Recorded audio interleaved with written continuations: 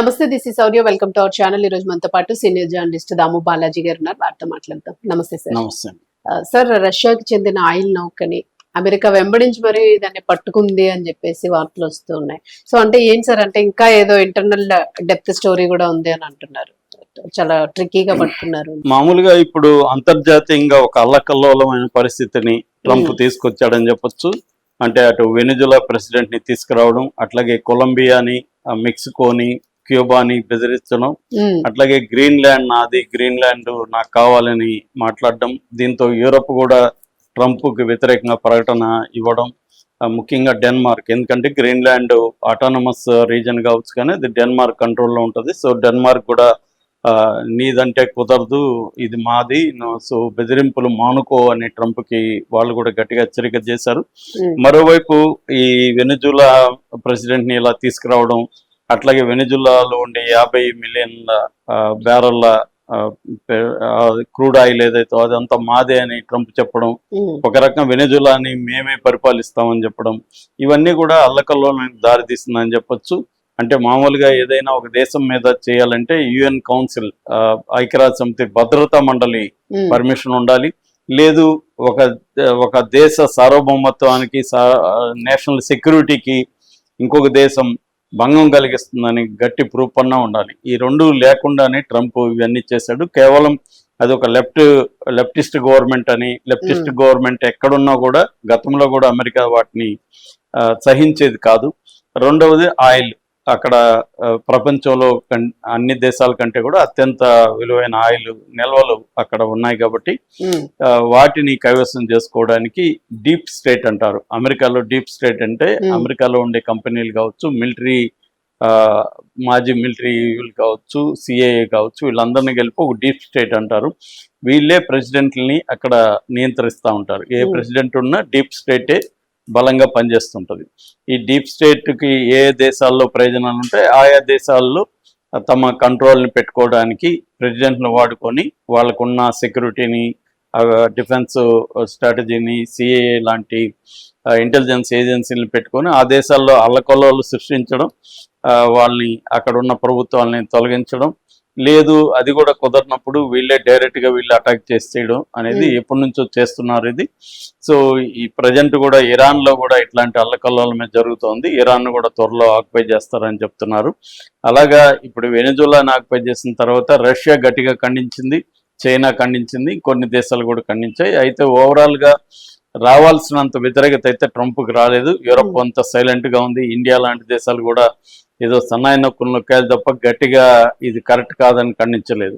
అట్లాగే అమెరికాలో సిటిజన్స్ కూడా వ్యతిరేకత ఉన్నప్పటికీ ట్రంప్ పట్లనే మెజారిటీ అమెరికన్స్ మొగ్గు చూపిస్తున్నట్టుగా అర్థమవుతుంది. అంటే వాళ్ళకు కూడా ఆనందంగా ఉంది. అంటే మనోడు చూడు ఎక్కడ పోయి ఇదే, ఆ పత్రికలన్నీ కూడా అతను వెనిజులా ప్రెసిడెంట్దే తప్పు అన్నట్టుగా వీళ్ళు అతను డాన్స్ చేశాడు, ట్రంప్ను వెక్కిరించాడు అనుకుంటే ఇప్పుడు ట్రంప్ మోడీని వెక్కిరించాడు. సో ట్రంప్ పద్ధతిలో మోడీ కూడా వెళ్ళి ట్రంప్ను తీసుకురావాలన్నా, సో ఇది జరుగుతుంది. ఈ నేపథ్యంలో ఏమైందంటే రష్యాకి అమెరికాకి మధ్య సంబంధాలు చాలా తీవ్రమైన దశకి చేరుకుంటున్నాయి. ఎందుకంటే ఆల్రెడీ ఉక్రెయిన్ రష్యా యుద్ధంలో అమెరికా ఎంటర్ అయింది. అక్కడ అమెరికా చెప్పినట్టు పుతిన్ వినట్లేదన్న కోపం ఉంది. మరోవైపు పుతిన్ ఇండియాకి రావడం పట్ల కూడా ట్రంప్కి కోపం ఉంది. సో ఈ నేపథ్యంలో ఇప్పుడు ఒక సంచలనమైన సంఘటన జరిగింది. అదేంటంటే రష్యా నౌకని అమెరికా క్యాప్చర్ చేసి అమెరికా పట్టుకుపోతుంది. ఇది మామూలుగా అంతర్జాతీయ జలాల్లో నౌకల్ని ఒక దేశం క్యాప్చర్ చేయడం అనేది అంతర్జాతీయ చట్టాలకు వ్యతిరేకం. అంతర్జాతీయ సముద్ర చట్టాలు ఉంటాయి. ముఖ్యంగా 1982లో ఐక్యరాజ్య సమితి కన్వెన్షన్ ఉంది. ఆ కన్వెన్షన్ ప్రకారం అంతర్జాతీయ సముద్ర చట్టాలు ఉన్నాయన్నమాట. సో అంతర్జాతీయ సముద్ర చట్టాలు ఉన్నప్పుడు ఒక దేశ నౌకని అంతర్జాతీయ జలాల్లో వాళ్ళ దేశానికి సంబంధించిన జలాల్లోకి నౌక ఎంటర్ అయితే వాళ్ళు చేస్తే అర్థం ఉంది. ఇది అంతర్జాతీయ జలాల్లో నార్త్ అట్లాంటిక్ సీలో జరిగింది. అక్కడ ఉన్న ఈ జెండా కూడా వీళ్ళది ఎగురుతుంది. ఏది షిప్ మీద రష్యన్ జెండా ఎగురుతుంది. రష్యన్ సైనికులు ఉన్నారు, రష్యన్ రిజిస్ట్రేషన్ సర్టిఫికేట్ ఉంది, అన్నీ ఉన్నా కూడా దాన్ని వాళ్ళు పట్టుకుపోవడం అనేది ఇప్పుడు పెద్ద సంచలనమైంది. దీంతో పుతిన్ కూడా చాలా సీరియస్ గా హెచ్చరిక చేశాడు. అయితే ఇప్పుడు ఆ విజువల్స్ షాకింగ్ గా ఉన్నాయి, ఒక హాలీవుడ్ సినిమాలో చూసినట్టుగా ఉన్నాయి. అంటే షిప్ ని ఎలా పట్టుకున్నారు ఏంటి అనుకున్నప్పుడు, ఈ షిప్ పేరు ఒకప్పుడు బెల్లా 1 అని ఉండేది. నిజానికి ఏం జరుగుతుందంటే రష్యా మీద ఆంక్షలు పెట్టారు, వేరే ఆయిల్ అమ్మకూడదు అని చెప్పి. ఆయిలే కాకుండా రష్యా నుంచి ఎవరు కూడా ఏ రకమైన వ్యాపారాలు చేయకూడదు. మరోవైపు వెనిజులా మీద కూడా ఎప్పటి నుంచో అంటే ఎవరు ఆయన ఒబామా ఉన్న కాలం నుంచి కూడా వెనిజులా మీద ఆంక్షలు ఉన్నాయి. వెనిజులా నుంచి ఎవరు కూడా ఏమి కొనకూడదు, వెనిజులాకి అమ్మకూడదు, వ్యాపారాలు చేయకూడదు అని. కానీ రష్యా చైనా చేస్తున్నాయి. రష్యా ఏం చేస్తుందంటే వెనిజులా నుంచి ఆయిల్ కొంటుంది, అట్లాగే ఇరాన్ నుంచి కొంటుంది, దాన్ని మళ్ళీ వేరే దేశాలకు సప్లై చేస్తుంది. సో ఈ నేపథ్యంలో రష్యా ఏం చేసిందంటే దాదాపు 1000 షిప్పుల్ని వదిలింది వివిధ సముద్రాల్లో. ఈ 1000 షిప్పులకి పేరు ఊరు ఉండవు, ఇన్సూరెన్స్ ఉండదు, ఏ కంట్రీనో తెలీదు. వీటిని షాడో షిప్స్ అంటారు. సో 1000 షిప్పుల్ని చేసి అమెరికా, యూరోప్ కంట్రీస్ పెట్టిన ఆంక్షల్ని ధిక్కరిస్తూ రష్యా ఎప్పటి నుంచో చేస్తుంది. ఇది అమెరికాకి కష్టంగా ఉంది. అంటే మనం ఆంక్షలు విధిస్తే కూడా వీడు ధిక్కరిస్తున్నాడు అని చెప్పి వాళ్ళు ఈ విమానాలని, ఈ షిప్పుల్ని వేటాడే పనిలో ఎప్పటి నుంచో జరుగుతుంది. ఇది కూడా ఈ పర్టికులర్ షిప్ కూడా ఒకప్పుడు బెల్లా 1 అని ఉండేది. దాని మీద ఏ రకమైన జెండాలు కానీ ఉండేది కాదు, షాడో ఇది అంటారు. దానికి భద్రతగా సబ్మెరైన్స్ కొన్ని ఉండేవి, అంటే సముద్రం లోపల పైన వెళ్ళగలిగిన జలాంతర్గాములు అంటారు. ఆ జలాంతర్గాములు రక్షణలో ఈ షిప్పులు, షాడో షిప్పులు వెళ్ళి ఆయిల్ ని, మిగతా గూడ్స్ ని తెచ్చుకునేవి. ఇది అమెరికా కంటగింపుగా ఉంది. నిజానికి అమెరికాకి దగ్గర కూడా ఏం లేదు. ఇది అమెరికాకి 4000 కిలోమీటర్ల దూరంలో ఈ షిప్ వెళ్తుంది. సో ఈ షిప్ ని ఎప్పటి నుంచో పట్టుకోవాలని అమెరికా ట్రై చేస్తుంది. అమెరికాలో కోస్ట్ గార్డ్స్ అంటారు. కోస్ట్ గార్డ్స్ ప్లస్ US-28 అని అమెరికన్ ఎయిర్ క్రాఫ్ట్ ఉంటది అనమాట. ఇలాంటి షిప్పుల్ని వెంటాడేది ఈ ఎయిర్ క్రాఫ్ట్ చేస్తుంది. వీళ్ళకి ఇంధనం సప్లై చేసిన దానికి మళ్ళీ KC-135 అంటారు. అంటే గాల్లోనే ఒక విమానంలోంచి ఇంకొక విమానంలోకి ఇంధనం సప్లై చేయొచ్చు అనమాట, ఫ్యూయల్ అని. అలా అవన్నీ కూడా కలిసి తిరుగుతుంటాయి, గస్తీ చేస్తుంటారు. అలాగా ఎప్పటి నుంచో దీన్ని అటాక్ చేయాలని డిసెంబర్లోనే పట్టుకోవాలని ట్రై చేశారు. అయితే వీళ్ళు దొరకలేదు. ఇప్పుడేమైంది, వీళ్ళు ఈ షిప్ ను పట్టుకుంటారని చెప్పి వీళ్ళు ఏం చేశారంటే దీన్ని రష్యా జెండా ప్రకటించారు, రష్యా రిజిస్ట్రేషన్ పెట్టుకున్నారు, కలర్ కూడా చేంజ్ చేశారు. ఇది రష్యా షిప్ అయితే వాళ్ళు రారు అనేది వీళ్ళు ప్లాన్ చేశారు. కానీ వాళ్ళు రష్యా షిప్ అయినా కూడా మేము వదలమని చెప్పి అటాక్ చేసి వాళ్ళు ఏం చేశారంటే ఈ హెలికాప్టర్లు తీసుకొని దాని నుంచి కిందికి దిగారు సైనికులు. ఈ లోపల అక్కడ గస్తీ వీళ్ళది ఉన్నాయి కదా సెక్యూరిటీ రష్యావి, అవి రానియకుండా వీళ్ళు పోయి ముందు వీళ్ళ బల ప్రదర్శన చేసేసరికి అవి భయపడి రాలేదు. ఎందుకంటే శత్రు బలం ఎక్కువగా ఉన్నప్పుడు మనం వెళ్తే మనం చస్తాం కదా అని వాళ్ళు దూరంగానే వెళ్ళిపోయారు. దాంతో ఈజీగా వీళ్ళు వెళ్ళి ఆ షిప్ లోకి దిగి అక్కడ ఉన్న షిప్ లో సిబ్బంది వాళ్ళ దగ్గర పెద్దగా వెపన్స్ కానీ ఏమి ఉండవు. సో వాళ్ళని పట్టుకున్నారు. ఇప్పుడు ఆ షిప్ ని అమెరికాకి తీసుకెళ్తున్నారు. సో ఇది విజువల్స్ బయటకు వచ్చాయి. వాళ్ళే వదులుతారు ఇవన్నీ కూడా, అమెరికానే షూట్ చేసి మేము ఎంత గొప్ప పని చేసాం చూడండి అని. నిజానికి ఇది అంతర్జాతీయ చట్టాలను ఉల్లంఘించడం అనేది పుతిన్ చెప్తున్నాడు. రష్యా విదేశాంగ శాఖ మంత్రి ఖండించింది గట్టిగా.